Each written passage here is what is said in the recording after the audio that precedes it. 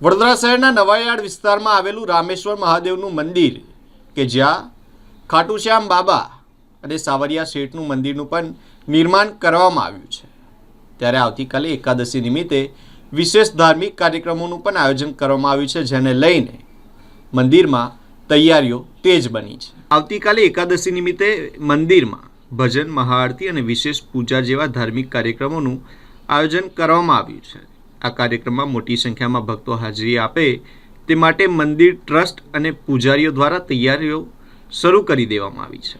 મંદિરના પૂજારી દ્વારા પણ ભક્તોને વધુમાં વધુ સંખ્યામાં આવી દર્શનનો લાભ લેવા માટે अपील कराई है। पहला 11 है, 7 तारीख को प्रतिष्ठा हुई थी। अभी नवा सावलिया सेठ ने खाटू श्याम जी का मंदिर DK रामेश्वर महादेव मंदिर नवा यार्ड में भक्तों के लिए खोला गया है।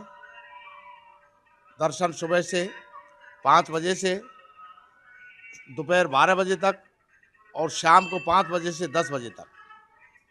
एकादशी के अवसर पर क्या विशेष आयोजन किया गया है? भजन किया जाएगा, पाठ पूजा की जाएगी, हवन किया जाएगा। आपका नाम? विशेष प्रसाद रख नागेश्वर महाराज।